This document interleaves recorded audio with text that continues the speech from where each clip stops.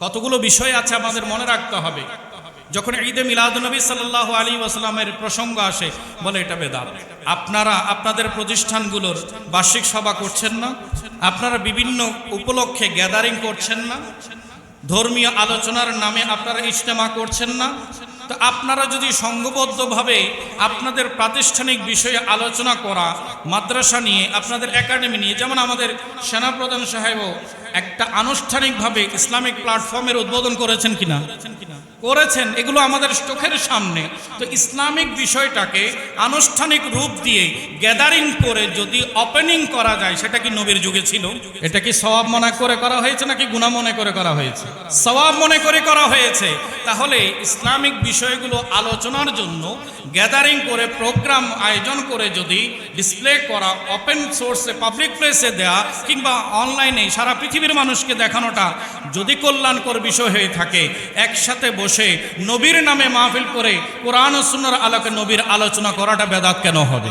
আল্লাহ তুমি দয়া করো, নসিব করো মদিনা। আল্লাহ তুমি দয়া করো, নসিব করো মদিনা। প্রিয় নবীকে না দেখাইয়া কবরেতে নিও না। আল্লাহুম্মা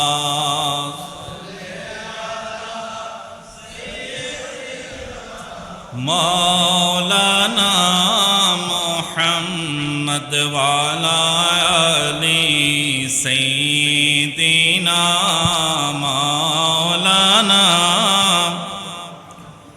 قال الله تبارك وتعالى في محكم كتابه المجيد: بسم الله الرحمن الرحيم.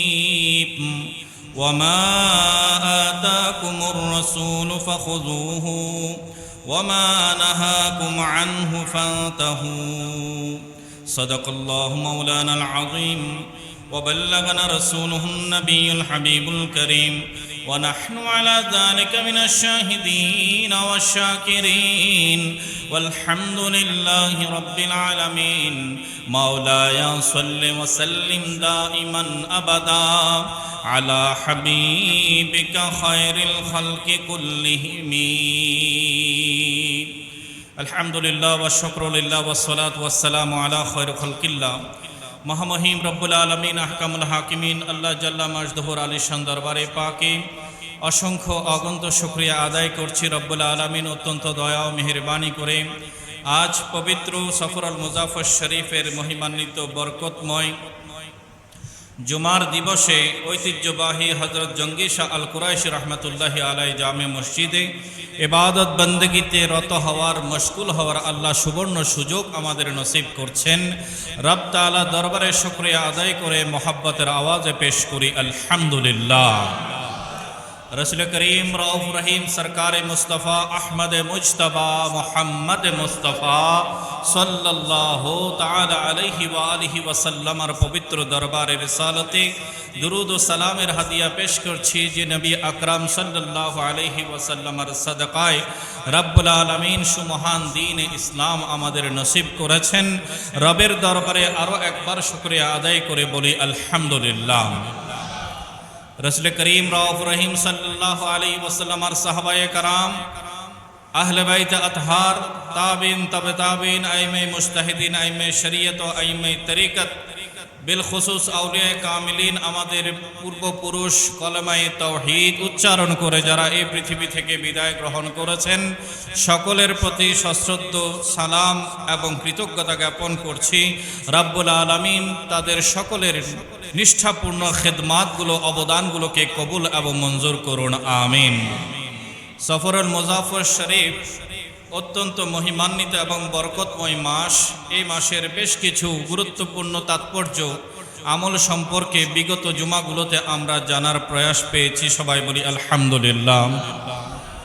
রব্বুল আলামিন আহকামুল হাকিমিন পবিত্র কালামে রহমানিতে ইরশাদ করেছেন, বিসমিল্লাহির রহমানির রহিম, ওমা আতাকুমুর রাসূলু ফাখুযুহু, তোমাদেরকে আমার রসুল যা দিয়েছেন তা গ্রহণ করো, ওয়ামা নাহাকুম আনহু ফান্তাহু, আর আমার রসুল তোমাদেরকে যা নিষেধ করেছেন তা থেকে বিরত হয়ে যাও। একটু বড় করে বলি সুবহানাল্লাহ। রাসূল করিম রাউফুর রহিম সাল্লাল্লাহু আলাইহি ওয়াসাল্লামই হচ্ছে ঈমান। নবীকে মানা মানে আল্লাহকে মানা, নবীকে বাদ দেয়া মানে কাকে বাদ দেয়া? আল্লাহকে বাদ দেয়া। কেউ যদি বলেন আমি কোরআন মানি কিন্তু রসুল মানি না, তার এই দাবিটা কি সত্য নাকি মিথ্যা? একটু কথা বলেন। কেউ যদি বলে আমি কোরআন মানি কিন্তু রসুল মানি না, তার দাবি সত্য নাকি মিথ্যা? মিথ্যা। কোরআন যদি কেউ মানতে চায়, কোরআন যদি ধারণ করতে চায়, কোরআন যদি মেনে নিতে চায়, কোরআন যদি ফলো করতে চায়, first of all at first he is compelled to follow the Prophet Muhammad sallallahu alaihi wasallam. একটু বড় করে বলুন সুবহানাল্লাহ। সেও যদি কোরআন মানতে চায়, কেউ যদি হাদিস, কেউ যদি কোরআনের ফলোইংস গুলোকে আপন করে নিতে চায়, আল্লাহর অর্ডারকে যদি আপন করে নিতে চায়, তার জন্য পূর্ব শর্ত হচ্ছে, প্রি কন্ডিশন হচ্ছে, he have to follow our prophet, peace and the blessings of Allah Almighty upon him. আমার প্যারা রাসূল সাল্লাল্লাহু আলাইহি ওয়াসাল্লাম আর সুন্নাহকে তাকে আগে মেনে নিতে হবে। একটু বড় করে বলুন সুবহানাল্লাহ। আল্লাহ তাআলাও তাই বলছেন, ওয়ামা আতাকুমুর রাসূলু ফাখুযুহু, আমার রাসূল তোমাদের যা দিয়েছেন তা নিয়ে নাও, আর রাসূল যা নিষেধ করেছেন তা ছেড়ে দাও, বিরত হয়ে যাও। আজ গুরুত্বপূর্ণ যে বিষয়গুলো আমাদের মনে রাখতে হবে, একটি বিষয় গত কয়েকদিন ধরে আলোচনার কেন্দ্রবিন্দুতে এসে পড়েছে। আমাদের সম্মানিত সেনা প্রধান বলেছেন যে দেশে জ্ঞানের চর্চা না থাকার কারণে বিদআত ছড়িয়ে পড়েছে। দেখুন, ইসলামী শরীয়তের বিষয়গুলো নিয়ে কথা বলার অথরিটি আল্লাহর কোরআন এবং রসুলের হাদিসও নির্দিষ্ট করে দিয়েছেন। যে যেখান থেকে ইচ্ছা মাফিক ইসলামের প্রচারক বনে যাওয়ার সুযোগ নাই। তিনি যেই পজিশনে থাকুন না কেন, তাকে অবশ্যই ভালো মানের উপযুক্ত নির্ভরযোগ্য আলেম ওলামার সোহবতে গিয়ে বিষয়গুলো জেনে নিতে হবে এবং তারপরে সেগুলো মানুষের সামনে তিনি বড় দায়িত্বশীলের ভূমিকায় রেফারেন্স কোট করে সেগুলো উল্লেখ করতে হবে। যিনি যে ফিল্ডের নন, যে ক্ষেত্রের নন, তিনি সেই ক্ষেত্র নিয়ে কথা বলাটা অনেকটা বাড়াবাড়ির পর্যায়ে পড়ে যায়। আল্লাহ তাআলা আমাদের সকলকে সঠিক বুঝ নসিব করুন, সবাই বলি আমিন। যখন প্রসঙ্গ এসেই পড়েছে, জাতির সামনে যখন আলোচনা সমালোচনা বিভিন্ন দিক স্পষ্ট হওয়া শুরু করেছে, তো সেক্ষেত্রে জুমার বয়ান থেকে এই বিষয়গুলো উম্মার সামনে সময়ে সময়ে স্পষ্ট করাটা সময়ের দাবি হয়ে যায়। আল্লাহ তাআলা আমাদের সকলকে আজকের জুমার বাকি সময়ে এই বিষয়ে স্পষ্ট ধারণা নেওয়ার তৌফিক নসিব করুক, আমিন। রাসূল করিম রাউফুর রহিম সাল্লাল্লাহু আলাইহি ওয়াসাল্লামের হাদিসে পাক মুয়াত্তা ইমাম মালিকের 1594 নম্বর হাদিস, নবী করিম সাল্লাল্লাহু আলাইহি ওয়াসাল্লাম ইরশাদ করেছেন, তারাকতু ফীকুম আমরাইন লান তাদিল্লু মা তামাসসাকতুম বিহিমা, কিতাবুল্লাহি ওয়া সুন্নাত নবিয়িহি, কিতাবুল্লাহি ওয়া সুন্নাত নবিয়িহি। নবী করিম রাউফুর রহিম সাল্লাল্লাহু আলাইহি ওয়াসাল্লাম ইরশাদ করেছেন, আমি তোমাদের মাঝে দুটি জিনিস রেখে যাচ্ছি, এই দুটি জিনিস যদি তোমরা আঁকড়ে ধরো তাহলে কখনো পথভ্রষ্ট হবে না, গোমরাহ হবে না। একটু বড় করে বলে সুবহানাল্লাহ। গ্যারান্টি দিচ্ছেন আল্লাহর রসুল। নবীজি বলছেন, আমি তোমাদেরকে নিশ্চয়তা দিচ্ছি, গ্যারান্টি দিচ্ছি, যদি এই দুটি বিষয়কে আঁকড়ে ধরো তোমরা কখনো পথভ্রষ্ট হবে না। দুটো জিনিস কি? আল্লাহ রসুল বলছেন, এক নম্বর হচ্ছে কিতাবুল্লাহ, আল্লাহর কিতাব 30 পারা আল কোরআন। একটু বড় করে বলে সুবহানাল্লাহ। দুই নম্বরে ওয়া সুন্নাত নবিয়িহি, এবং আল্লাহর নবীর সুন্নাত তথা আমি প্যারা রসুল, আমি রসুলের সুন্নাতকে তোমরা আঁকড়ে ধরো, তোমরা হেদায়েতের উপরেই থাকবে। একটু বড় করে বলে সুবহানাল্লাহ। তাহলে হাদিসের প্রসঙ্গ তো বোঝা যায়, এই পৃথিবীর বুকে কেউ যদি সফল কাম হতে চায় তাহলে আল্লাহর কোরআন, আল্লাহর নির্দেশিত বিধান এবং রাসূল করিম সাল্লাল্লাহু আলাইহি ওয়াসাল্লাম কর্তৃক প্রদর্শিত সুন্নাহ, সাহাবায়ে কেরামের জীবন আদর্শ, আল্লাহর প্রিয় বান্দাদের অনুসৃত জীবন আদর্শ অনুসরণ অনুকরণ করার মাধ্যমেই একজন বান্দা সত্যিকার মুমিন হিসেবে টিকে থাকতে পারবে। একটু বড় করে বলি সুবহানাল্লাহ। আর এর বিপরীতে কেউ যদি অবস্থান করে কোরআন মানি সুন্নাহ মানি না, কোরআন মানি রসুল মানি না, এমন যদি কারো অবস্থান হয় তাহলে সে আদৌ ইসলামের গণ্ডিতে নাই, আদৌ ইসলামের গণ্ডিতে নাই। কারণ কোরআনই স্পষ্ট করে দিয়েছে, জেনে রাখো নবী বাদ দিয়ে কোরআন হয় না, নবী বাদ দিয়ে কোরআন হয় না। কোরআন কোনো ব্যক্তি বিশেষের কাছে আসেনি, কোরআন এসেছে নবীর কাছে। কোরআন এসেছে কার কাছে? নবীর কাছে।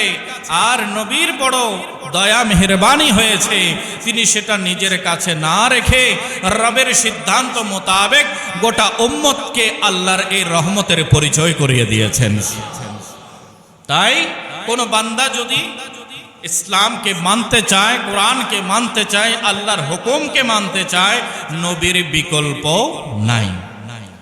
কোরআনে আমরা জেনেছি আল্লাহ সুবহানাহু ওয়া তাআলা বলে দিয়েছেন, রাসূল যা বলেছেন তা গ্রহণ করো। এবং অপর আয়াতও বলে দিয়েছেন স্পষ্ট, লাকাদ কানা লাকুম ফি রাসূলিল্লাহি উসওয়াতুন হাসানা, নিশ্চয়ই নবী করিম রউফুর রহিম সাল্লাল্লাহু আলাইহি ওয়াসাল্লামের জীবন আদর্শে তোমাদের জন্য রয়েছে উত্তম নমুনা। তো নবীর জীবনের যে চলার পথ, নবী জীবনের যে অনুশাসন, যে চরিত্র মাধুর্য, সেটাকে শরীয়তের পরিভাষায় বলা হয় সুন্নাত। কি বলা হয়? সুন্নাত। যখনই আমরা সুন্নাত শব্দটা শুনি তাহলে সাথে সাথে আমাদের ধ্যান ধারণা মন মগজে এই কথাটা এসে যায়, সুন্নাত বলতে সুন্নাতে রসুলকে বোঝায়, সুন্নাত বলতে সুন্নাতে রসুলকে বোঝায়। এখন এই সুন্নাতে রসুলের গুরুত্ব আছে কিনা? আছে। কেমন? তিরমিজি শরীফের হাদিসে পাক 2676 নম্বর হাদিস, আমার প্যারা রাসূল ইরশাদ করছেন, ফাআলাইকুম বিসুন্নতি, তোমাদের উপরে আমি রসুলের সুন্নাত পালন করা অত্যাবশ্যক, বাদ দেওয়ার কোনো সুযোগ নাই। এবং বলছেন শুধু আমার সুন্নাত নয়, বরঞ্চ আরো কিছু সুন্নাতকে আমি তোমাদের সাথে আমার সুন্নতের মাঝে অ্যাটাচ করে দিচ্ছি।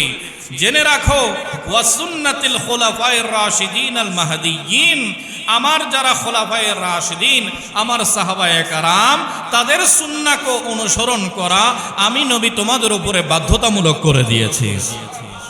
একটু বড় করে বলি সুবহানাল্লাহ। এখন সুন্নাত বিষয়টা কি? নবী আকরাম সাল্লাল্লাহু আলাইহি ওয়াসাল্লাম বলছেন, এই সুন্নাত যার জীবনে থাকবে সে তো শত শত শহীদের চেয়েও মর্যাদাবান হয়ে যাবে। সুন্নাত বিষয়টাকে খেয়ালিপনা করে হালকাভাবে নেয়ার কোনো সুযোগ নাই। আল্লাহর হাবিব সাল্লাল্লাহু আলাইহি ওয়াসাল্লামের হাদিসে পাক বাইহাকি শরীফে এসেছে, আমার প্যারা রাসূল ইরশাদ করছেন, মান তামাসসাকা বিসুন্নতি ইনদা ফাসাদি উম্মতি, যখন আমার উম্মত ফিতনা ফেসাদের মধ্যে আক্রান্ত হওয়া শুরু করবে, সেরূপ ফিতনা ফাসাদের যুগে যখন কোনো উম্মত আমার সুন্নাতকে মজবুতভাবে আঁকড়ে ধরবে, আমি রসুল বলছি, ফালাহু আজরু মিআতি শহীদ, আল্লাহ তাআলা তাকে ওই একটি সুন্নাত পালন করার বিনিময়ে 100 শহীদের শাহাদাতের মর্যাদা দান করবে। আল্লাহ তাআলা তাকে 100 শহীদের সওয়াব দান করবেন, নেকি দান করবেন। তাহলে সুন্নাত বিষয়টা ছোট নাকি অনেক বড়? অনেক বড়, যেটা কল্পনা ধারণা আমরা করতেই পারি না। আল্লাহ একজন শহীদকে কত নেকি দান করেছেন, কেউ কি কাউন্ট করে শেষ করতে পারবে? আল্লাহর দেয়ার মধ্যে কোনো কাউন্টিং করে কেউ কি শেষ করতে পারবে না, বরঞ্চ সেভাবে শহীদদেরকে আল্লাহ তাআলা যেভাবে অগণিত আনকাউন্টেবল দিয়েছেন, অনুরূপ যারা সুন্নাহকে আঁকড়ে ধরবে, একটি সুন্নাতকে জিন্দা করবে ফিতনার যুগে, আমার প্যারা রাসূল বলছেন তাদেরকে আল্লাহ 100 শহীদের সমপরিমাণ নেকি দান করবেন। এখন সুন্নাহ সেটা কি? বলে সুন্নাহ হচ্ছে নিয়ম, পদ্ধতি, পথ, নমুনা, আদর্শ, চরিত্র। ব্যাপক অর্থে এই সুন্নাতের প্রয়োগ পাওয়া যায় এবং কোরআনে আল্লাহ এই সুন্নাত শব্দটা নিজের বেলায়ও প্রয়োগ করেছেন। একটু বড় করে বলি সুবহানাল্লাহ। আল্লাহ বলছেন ওয়ালান তাজিদা লিসুন্নাতিল্লাহি তাহওয়িলা, অপর আয়াতে আছে তাবদীলা। জেনে রেখো আল্লাহর সুন্নাত কখনো বদল হয় না, আল্লাহর সুন্নাত কখনো পরিবর্তন হয় না, অর্থাৎ রবের হুকুম সদা সর্বদা এক বরাবরই থাকে। একটু বড় করে বলুন সুবহানাল্লাহ। রব্বুল আলামিন আহকামুল হাকিমিন এই সুন্নাহটা আমার প্যারা রাসূলকে শিখিয়েছেন, আর আমরা নবীর মাধ্যমে যে সুন্নাত পেয়েছি সেটাকে বলা হয় সুন্নাতুর রাসূল। সুন্নাতুর রাসূল, আল্লাহর সুন্নাত, সুন্নাতুল্লাহ, আল্লাহর সুন্নাত, আর এরপরে সুন্নাতুর রাসূল। আর নবীজি আমাদের পরিচয় করিয়ে দিয়েছেন শুধু আমার আর আল্লাহর সুন্নাত নয়, আমার যোগ্য উত্তরসূরি আমার সাহাবায়ে কেরামকে তোমরা পেয়েছো, তাদের জীবনের আচরণ, চলাফেরা, চরিত্র মাধুর্য, সেটাকেও এমন খেতাবে আমি নবী ভূষিত করেছি। আর সুন্নাতুস সাহাবা, একটু বড় করে বলে সুবহানাল্লাহ। এভাবে আউলিয়া কেরামের কিছু সুন্নাত আছে, সেটাকে সুন্নাতুল আউলিয়া বলা হয়। যে বিষয়টা বোঝাতে চাচ্ছিলাম, একটা নীতিগত ধারাবাহিকতার বিপরীতে গিয়ে যদি অবস্থান করে তখন সেটা সুন্নাহর বিপরীত হয়ে যায়, আর যেটা সুন্নাহর বিপরীত হয় সেটাকে বলা হয় বেদাত। কি বলা হয়? বেদাত। কোরআন এবং সুন্নাত একটি অপরটির পরিপূরক, একটি অপরটি থেকে জুদা নয়, বরং কোরআনের বাস্তবায়নই হচ্ছে সুন্নাত। একটু বড় করে বলি সুবহানাল্লাহ। কথাটা আমাদের সবার জেহেনে, সবার মস্তিষ্কে রাখতে হবে।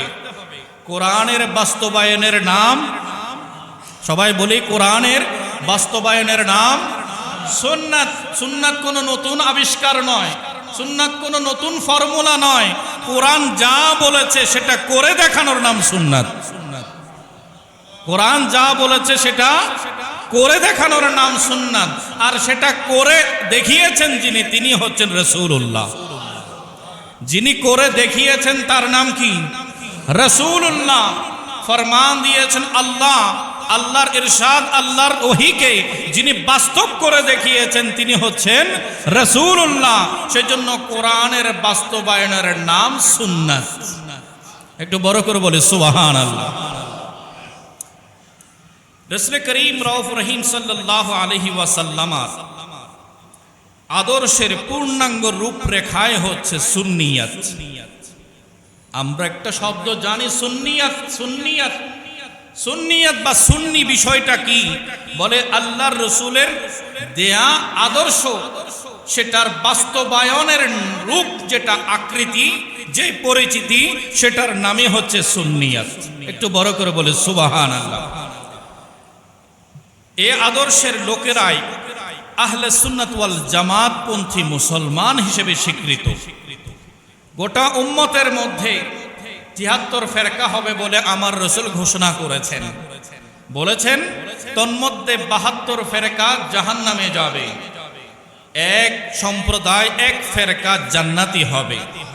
নবীজিকে যখন জিজ্ঞাসা করলেন সাহাবায়ে কেরাম, ইয়া রাসূলুল্লাহ ওয়া মা হিয়াল ফিরকাতুন নাজিয়া, ওই মুক্তিপ্রাপ্ত, নাজাতপ্রাপ্ত দলের নাম কি, সেটার পরিচয় কি, সেটাকে আমরা কিভাবে চিনব? আমার রাসূল বললেন মা আনা আলাইহি ওয়া আসহাবি, জেনে রাখো যে মতের উপরে আমাকে পাবে, আমার সাহাবীদের পাবে, জেনে রাখো সেটাই মঞ্জিলে মকসুদে পৌঁছে যাবে। সেটাই কামিয়াব হবে, সফল হবে। এখানে আর সন্দেহ করার কোনো অবকাশ নাই। যেখানে নবী আছেন, যেখানে আল্লাহর রসুলের সাহাবায়ে কেরাম আছেন, এক কথায় নবীর আদর্শ, সাহাবায়ে কেরামের আদর্শ যেখানে প্রতিফলিত, সেটাই কিয়ামতের ময়দানে রবের দরবারে মুক্তি সফলতা লাভ করবে। রাসূল করিম রাউফুর রহিম সাল্লাল্লাহু আলাইহি ওয়াসাল্লাম যেই বিষয়টা আমাদেরকে দিয়েছেন, আমার রসুল বলেছেন, ইত্তাবিউ সাওয়াদ আল আযম, তোমরা উম্মতের মধ্যে সবচাইতে বড় সংখ্যা যেটা, সেটার অনুসরণ করবে। কারণ আমার উম্মত যখন একমত হয়ে বিরাট হয়ে যাবে, তখন তাদের মধ্যে কোনো ধরনের দ্বিমত পোষণ হবে না, কোনো ধরনের গলত সিদ্ধান্ত আসবে না। তারা সঠিকের উপরে থাকবে, শুদ্ধিতার উপরে থাকবে। এবং আমরা দেখি সারা পৃথিবীব্যাপী অনেক উলামায়ে কেরাম কোরআন ও সুন্নাহর খেদমত করেছেন। বিশেষ করে মাযহাবের ইমামগণ ওনারাও খেদমত করেছেন। এখন হানাফি, শাফি, মালিকি, হাম্বলি মাযহাবের মানুষ আমলগতভাবে তাদের মধ্যে অনেক তারতম্য তৈরি হলেও বাস্তবে আকীদা বিশ্বাসে সবাই এক। আকীদা বিশ্বাসে সবাই এক। তা আকীদাতে যারা একমত, ইসলামের বিভিন্ন শাখা প্রশাখার মধ্যে পার্থক্য আছে, সেটা কোনো দোষের নয়। কিন্তু যাদের আকীদায় গলত, আকীদায় পরিবর্তন হয়েছে, তাদের সাথে ইসলামের কোনো সম্পর্ক নাই। তারা কারা? হাদিসে আমরা দেখি মুতাজিলা সম্প্রদায়, রাফেজি শিয়া সম্প্রদায়, খারেজি সম্প্রদায়, কাদিয়ানি সম্প্রদায়, যারা এক একজন এক এক বিষয়ে ইসলামের মৌলিক আকীদা বিশ্বাসের সাথে বিরুদ্ধাচরণ করেছে এবং সেটাকেই তারা ফলো করে। তাই আমরা স্পষ্ট জানাতে চাই, যারা ইসলামের মূল আকীদা ফাউন্ডেশনের সাথে বিরোধিতায় লিপ্ত, তারা কখনো ইসলামের মূল ধারায় গণনায় আসতে পারে না। এবার আমাদের জানতে হবে যে বিদআত বিষয়টা কি। নবী করিম রাউফুর রহিম সাল্লাল্লাহু আলাইহি ওয়াসাল্লাম আর সুন্নাহর বিপরীতে যারা চলে যায়, রাসূল করিম সাল্লাল্লাহু আলাইহি ওয়াসাল্লাম ইরশাদ করেছেন, আবু দাউদ শরীফের হাদিসে পাক, ওয়া ইয়্যাকুম ওয়া মুহদাসাতিল উমুর, নবীজি বলছেন প্রত্যেক নতুন কথাবার্তা থেকে দূরে থাকো। ফাইন্না কুল্লা মুহদাসাতিন বিদআতুন, জেনে রাখো প্রত্যেক নতুন জিনিসই বিদআত। আর ওয়া কুল্লু বিদআতিন দালালা, প্রত্যেক বিদআত গুমরাহি, পথভ্রষ্টতা। অপর হাদিসে পাকে সহিহ বুখারীতে এসেছে, মান আহদাসা ফি আমরিনা হাযা মা লাইসা মিনহু ফাহুয়া রাদ্দুন। নবীজি ইরশাদ করেছেন, যারা আমাদের এই দ্বীনে হক ইসলামের মৌলিক বিষয়ের মধ্যে কোনো নতুনত্ব আনতে চাইবে, যেটা আমাদের দ্বীনের বিষয় নয়, বাহিরের কোনো বিষয়কে দিন বলে চালাতে চাইবে, বলছেন লাইসা মিনহু মা লাইসা মিনহু ফাহুয়া রাদ্দুন, সেটা পরিত্যাজ্য, সেটা কখনো গ্রহণ করা যাবে না। এই সংজ্ঞাতে, হাদিসের সংজ্ঞাতে আমরা বুঝতে পারলাম যে ইসলামী শরীয়তে নবী করিম সাল্লাল্লাহু আলাইহি ওয়াসাল্লাম এবং সাহাবায়ে কেরামের যে চিন্তা, ধারণা, বিশ্বাস, সেটার বিপরীতে গিয়ে কোনো নতুনত্ব আসলে সেটার ব্যাপারে কোয়েশ্চেন মার্ক হবে। সেখানে প্রশ্ন রাখা হবে, এটা বৈধ নাকি অবৈধ, এটা গ্রান্টেড, অ্যাকসেপ্টেড নাকি প্রহিবিটেড, এটাকে কি গ্রহণ করা যাবে নাকি ত্যাগ করতে হবে, এ ব্যাপারে প্রশ্ন জাগবে। তো ইমাম নববী রাহমাতুল্লাহি আলাইহি তার কিতাব তাহজিবুল আসমা ওয়াল লুগাত গ্রন্থের মধ্যে উল্লেখ করছেন, আল বিদআতু মানাহা আল ইতিয়ানু বিশাইইন জাদীদ। জেনে রাখো, বিদআত শব্দের অর্থ হচ্ছে নতুন কিছু উদ্ভাবন করা, নতুন কিছু আবিষ্কার করা। লাম ইউসবাক, যেটার নমুনা আগে ছিল না। নমুনাহীন কোনো কিছুকে উদ্ভাবন করার নাম হচ্ছে কি? বিদআত। অনুরূপ এখান থেকে আমরা দেখছি আল্লাহ সুবহানাহু ওয়া তাআলার একটা সুন্দর আসমাউল হুসনা নাম আছে, আল বাদিউ। কোরআনের মধ্যে আছে বাদিউস সামাওয়াতি ওয়াল আরদ। আল্লাহ সুবহানাহু ওয়া তাআলা নমুনাহীন এক অবাক করা সৃষ্টি, আসমান এবং জমিন সৃষ্টি করেছেন। আগে আসমান ছিল না, জমিন ছিল না, তাহলে এই পাহাড় পর্বত সমুদ্র এগুলোর অস্তিত্ব ছিল না। অস্তিত্বহীনতা থেকে একেবারে নমুনাবিহীন, দেয়ার ওয়াজ নো এক্সাম্পল, কোনো ধরনের এক্সাম্পল, উদাহরণ, দৃষ্টান্ত ছিল না। সেখান থেকে আল্লাহ সুবহানাহু ওয়া তাআলা হ্যাজ ক্রিয়েটেড, আল্লাহ এটা সৃষ্টি করেছেন। সেজন্য আল্লাহ নিজের নাম নিয়েছেন বাদি। একটু বড় করে বলেন সুবহানাল্লাহ। বোঝাতে চাচ্ছিলাম, নমুনাবিহীন কোনো কিছুর সৃষ্টি করলে সাথে সাথে সেটা দোষের হয়ে যায় না। এর পেছনে কিছু কন্ডিশন আছে, কিছু টার্মস আছে, পরিভাষা আছে। এটাকে চেক করতে হবে, ফিল্টার করতে হবে। যদি শরীয়তের ফিল্টারের ধাঁচে এটা টিকে যায়, তাহলে ওই নতুন আবিষ্কার উম্মতের জন্য নেয়ামত হয়ে যায়। যদি শরীয়ত মোতাবেক হয়, সেটা উম্মতের জন্য ক্ষতির নয়, বরঞ্চ উপকারের হয়। একটু বড় করে বলে সুবহানাল্লাহ। আর যদি বিপরীত হয়, যেমন বলা হয়েছে ওয়াফিল ইসতিলাহি কুল্লু মা উহদিসা বা'দা নবী সাল্লাল্লাহু আলাইহি ওয়াসাল্লাম, নবী করিম সাল্লাল্লাহু আলাইহি ওয়াসাল্লাম আর জীবদ্দশায় ছিল না, পরবর্তীতে সৃষ্টি হয়েছে, এমন কোন যদি বিষয় হয়, শরীয়তের পরিভাষায় সেটাকে বিদআত বলা হয়। এখন আমাদেরকে স্পষ্ট করতে হবে, ইমাম ইবনে হাজার ইবনে রাজব হাম্বলি তিনি বলছেন শরীয়তে যে কাজের কোনো ভিত্তি নেই সেটাই বিদআত। কথাটা স্পষ্ট হতে হবে, যেটার ভিত্তি শরীয়তে নাই সেটাই হচ্ছে কি বিদআত। এখন শরীয়তের উৎস কয়টি? চারটি, কোরআন, সুন্নাহ, ইজমা, কিয়াস। আবারও আমি গুনাচ্ছি, কোরআন, সুন্নাহ, ইজমা, কিয়াস। এই চারটি উৎস থেকে ইসলামী শরীয়তের বিধানগুলো প্রয়োগ করা হয়। একটু বড় করে বলি সুবহানাল্লাহ। দেখুন, নবী করিম সাল্লাল্লাহু আলাইহি ওয়াসাল্লামার পরবর্তী সময়েও অনেক বিষয় হয়েছে যেটা সাহাবায়ে কেরাম মঞ্জুর করেছেন। তাহলে সাহাবায়ে কেরাম যেটা অ্যাকসেপ্ট করেছেন সেটাকে বিদআত হতে পারে, সেটা নতুন হলো, সেটা উম্মতের লাভের জন্য করেছেন, সেটা উম্মতের লাভের জন্য করেছেন। এবং এমন অনেক বিষয় আছে যেটাকে আমরা ইবাদত হিসেবে গ্রহণ করছি, ভালো হিসেবে গ্রহণ করছি, যেটা সেই যুগে ছিল না। আজকে যে নয়নাভিরাম এত অনিন্দ সুন্দর আর্টিফিশিয়াল এসির ভেতরে বসে ইবাদত বন্দেগীতে আমরা অংশগ্রহণ করেছি, সেই যুগে কি এগুলো কল্পনা করা যায়? নবীর যুগে কি এসি বা এত সুন্দর আড়ম্বরপূর্ণ পরিবেশে ইবাদত বন্দেগী কি কল্পনা করা যায়? না।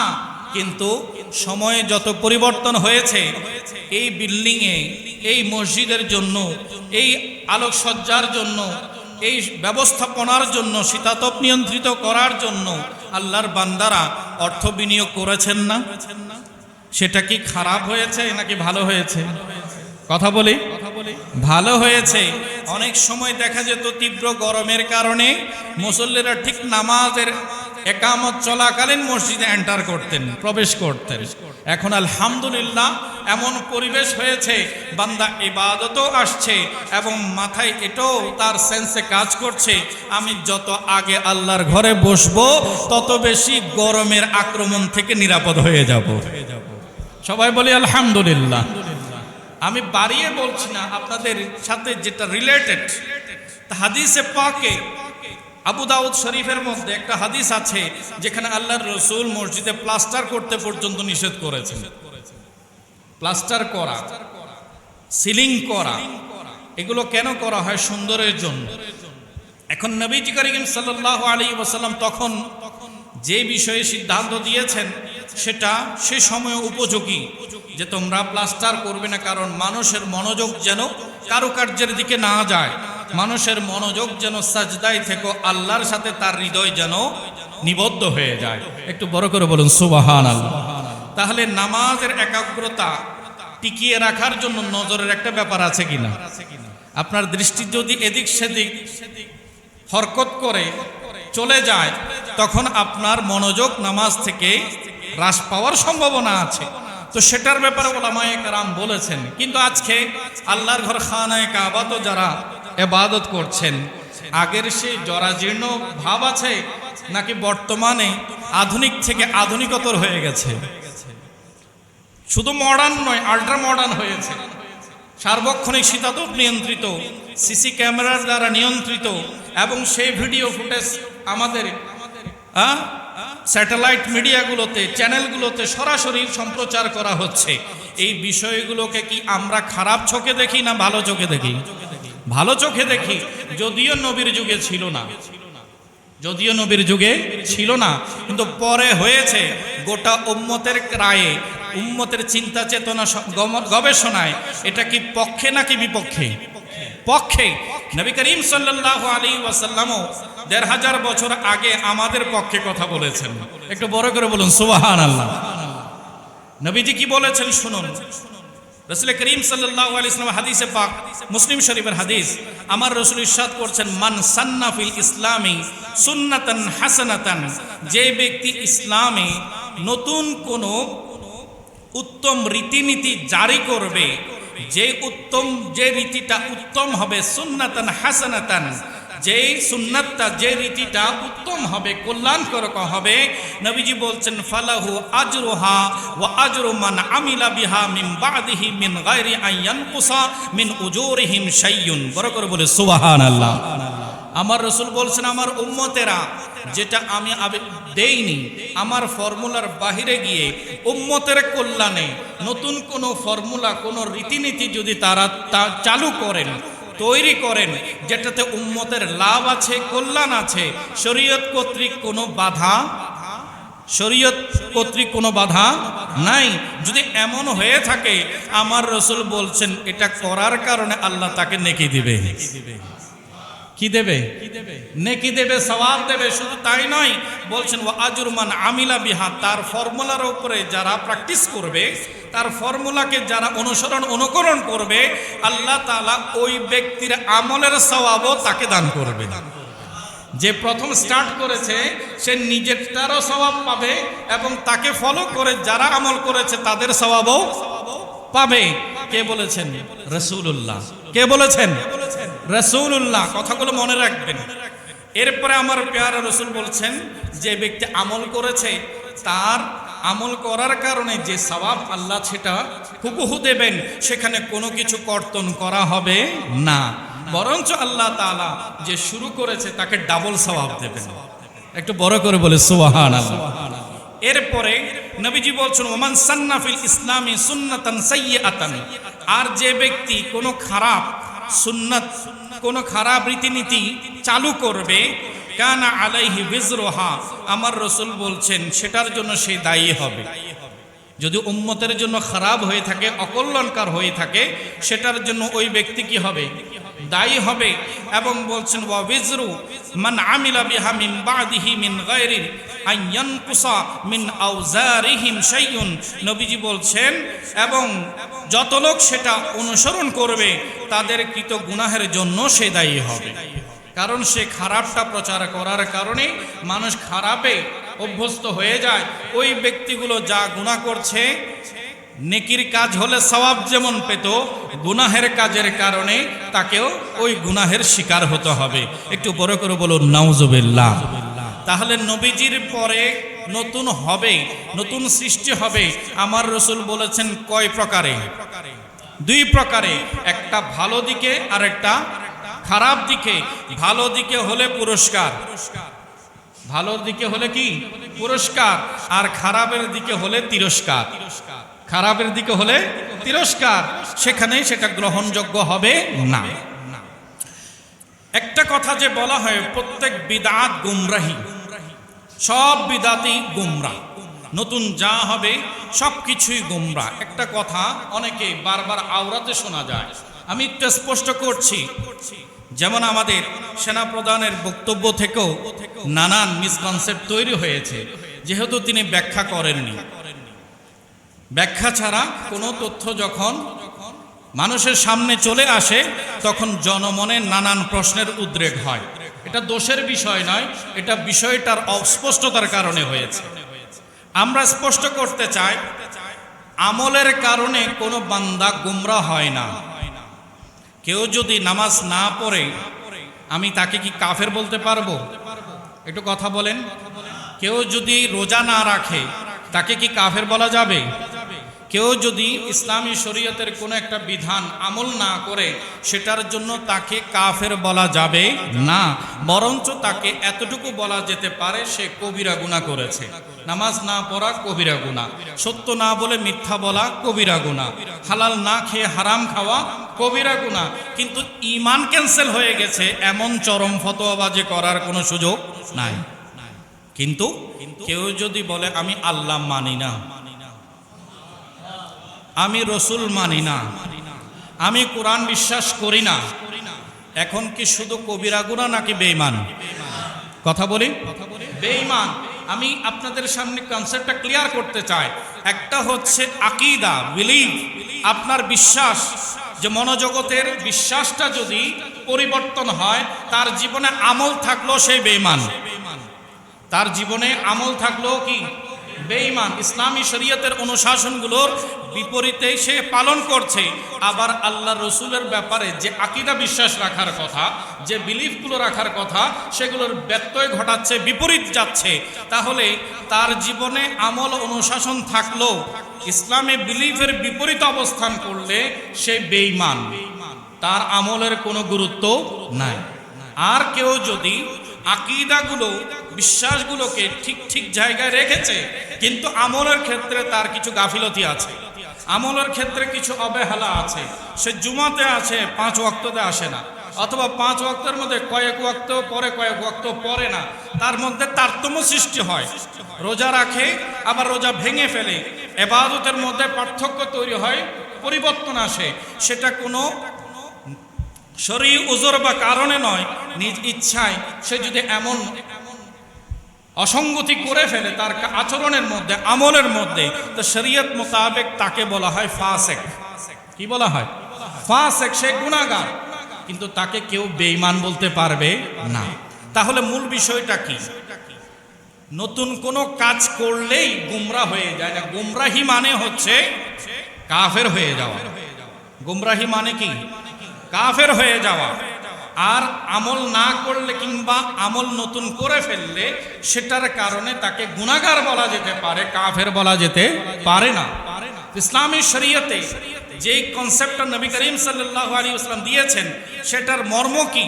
সেটার মর্ম হচ্ছে ইসলামের যে আকীদা বিশ্বাস, ইসলামের যে বিলিফসগুলো রয়েছে, সে আকীদা বিশ্বাসের বিপরীতে গিয়ে কেউ যদি নিজস্ব কোনো মন গড়া বানোয়াটি মতবাদ প্রচার করে, ইসলামের ট্যাগ লাগিয়ে, ইসলামকে মেনশন করে, ইসলামের কথা বলে যদি ইসলামের বিরুদ্ধে অবস্থান নিয়ে কোনো কথাকে কেউ প্রচার প্রসার ঘটায়, তখন ইসলামী শরীয়তে বলে ওই বেদাতটাই হচ্ছে কুফরি।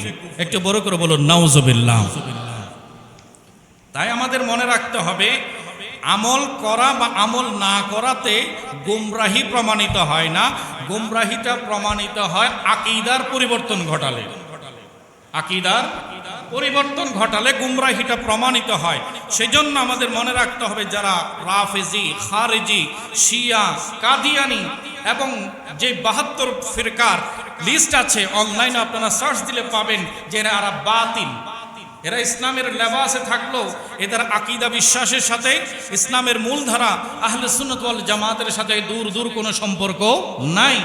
এদের কথাই মূলত নবীজি বুঝিয়েছেন যে এমন নতুন নতুন চিন্তাধারা, নতুন নতুন আবিষ্কার যদি কেউ করে থাকে, মনে রেখো এরা বাতিল, এদের সাথে ইসলামের কোনো সম্পর্ক নাই। নবী করিম সাল্লাল্লাহু আলাইহি ওয়াসাল্লামকে কেউ যদি রসুল হিসেবে না মানে, অথবা এটা যদি মনে করে যে নবীর পরও রসুল হতে পারে, কাদিয়ানীদের কনসেপ্ট কি? তিনি নবী, কিন্তু তারপরও মির্জা গোলাম আহমদ কাদিয়ানী নবী। একটু বড় করে বলুন নাউজুবিল্লাহ। তাহলে আমার প্যারা রসুলের নবী হিসেবে আসার বিষয়টাকে প্রশ্নবিদ্ধ করেছে না? শেষ নবী হিসেবে, আখির নবী হিসেবে ওনার আগমনকে প্রশ্নবিদ্ধ করেছে কিনা? প্রশ্নবিদ্ধ করেছে। তাহলে তারা কি মুমিন মুসলমানে থাকতে পারবে? নবীর খাতামুন নবীন, নবী শেষ নবী, এটা কেউ যদি না মানে, কিংবা নবীর পাশাপাশি আরো কাউকে যদি নবী সাব্যস্ত করতে চায়, ইসলামী শরিয়া বলছে সে বাতিল। এই আকীদাটা হচ্ছে বেদাত। এই আকীদা হচ্ছে কি? বেদাত। নবী করিম সাল্লাল্লাহু আলাইহি ওয়াসাল্লাম সহ সমস্ত আম্বিয়া আলাইহিমুস সালাম আপন আপন মাজারে পাকে সশরীরে জিন্দা আছেন। এটা ইসলামের আকীদা। নবীজি সাল্লাল্লাহু আলাইহি ওয়াসাল্লাম এবং অন্যান্য আম্বিয়া আলাইহিমুস সালাম আপন আপন মাজারে পাকে কি আছেন? জিন্দা আছেন। শহীদগণ যারা শাহাদাত বরণ করেছেন ওনারা জিন্দা আছেন। কেউ যদি বলে তিনি মরে মাটির সাথে মিশে গেছেন, তাহলে ইসলামের বিপরীতে নতুন মতবাদ প্রচার হবে। এটাই হচ্ছে বেদাত, যে ইসলামের প্রতিষ্ঠিত আকীদার বিরুদ্ধে গিয়ে সে নতুনভাবে বলতে চাচ্ছে আমার রসুল মরে মুর্দা হয়ে গেছে। একটু বড় করে বলুন নাউজুবিল্লাহ। তো ইসলামী শরীয়তের সব নতুন বিষয়কে আমরা বিদআত বলবো না। কোরআন যেটা আমাদের কাছে এসেছে, এই কোরআনের মধ্যে যে হরকত জবর জের পেশ, সেটা তো প্রথম শতাব্দীর শেষের দিকে হয়েছে। নবীজির যুগও হয়নি, সাহাবীদের যুগও হয়নি, তাবিদের যুগও হয়নি। এখন ওই জবর জের ছাড়া কি কোরআন আমরা কেউ পড়তে পারবো? কোরআন কত পারা? 30 পারা। এই পারাটাও হয়েছে প্রথম শতাব্দীর শেষে গিয়ে হাজ্জাজ বিন ইউসুফের আমলে। তাহলে এখানে মানুষের পড়ার সুবিধার্থে 30 পারা করে বিভক্ত করা হয়েছে, যাতে করে মানুষ 30 দিনে 30 পারা পড়ে একবার পূর্ণ কোরআন 1 মাসে শেষ করতে পারে। সুবিধার্থে করা হয়েছে। আমরা কি এটার বিরোধিতা করছি? তাইলে এটা নতুন হয়েছে, কিন্তু আমাদের ক্ষতি হয়েছে নাকি লাভ হয়েছে? সাহাবায়ে কেরামের সময়ে 7 মঞ্জিল ছিল, ওনারা প্রতি সপ্তাহে একবার কোরআন শেষ করতেন।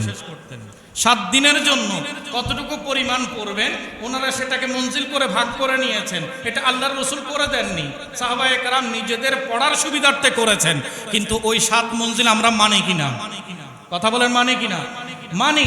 তাহলে এভাবে হাদিসের কিতাবগুলো আমার নবী তো বয়ান করেছেন, কোনো কিতাব লিখেছেন? কিন্তু আজকে নেটে বলুন, অনলাইনে বলুন, অফলাইনে বলুন, নবীর হাদিসগুলো আমরা পড়ছি, কিতাবের মাধ্যমে পড়ছি, অ্যাপসের মাধ্যমে পড়ছি, বিভিন্ন গ্রন্থের আকারে পড়ছি, সফট কপি, হার্ড কপি, বিভিন্নভাবে আমরা সেগুলো অধ্যয়ন করছি।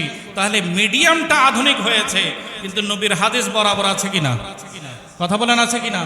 তাহলে মিডিয়ামটার কারণে কি এভাবে হাদিস শরীফ মাদ্রাসায় পড়ানো, স্কুলে পড়ানো, কিতাব আকারে পড়ানো, এটাকে যদি কেউ বেদাত সাব্যস্ত করতে চায়, ইসলাম থাকবে? তাই সব নতুন বিষয়কে আমরা ইগনোর করব না।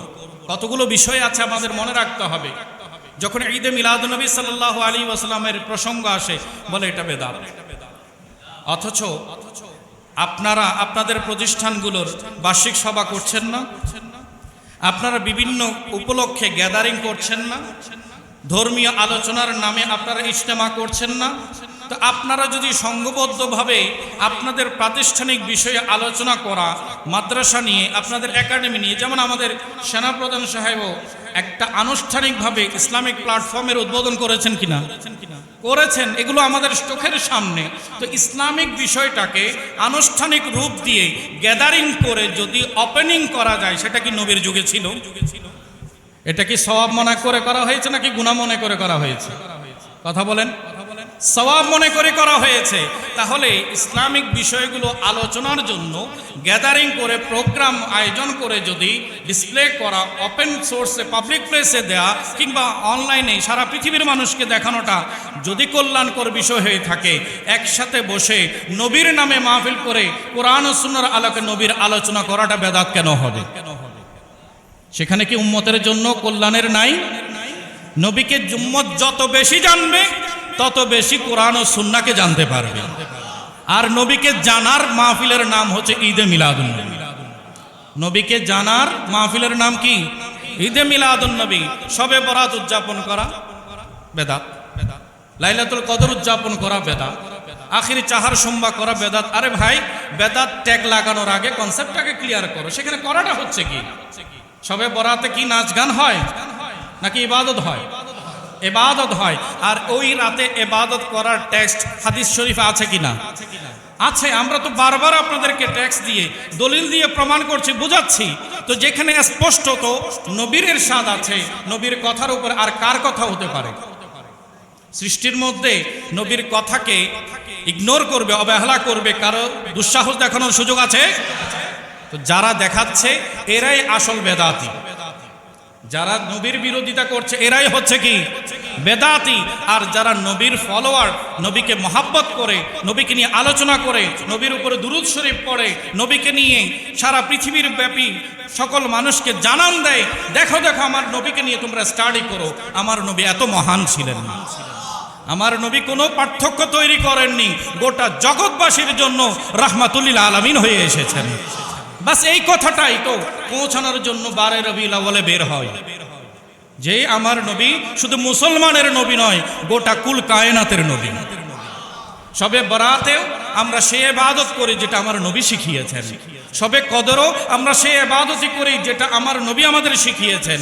তো নবীর পথে থাকলে বেদাতি হয় না, যারা বিরোধিতা করে তারাই হচ্ছে বেদাতি। আল্লাহ তাআলা আমাদের সবাইকে হেফাজত করুন, আমিন। ওয়া আখিরু দাওয়ানা আনিল হামদুলিল্লাহি রাব্বিল আলামিন।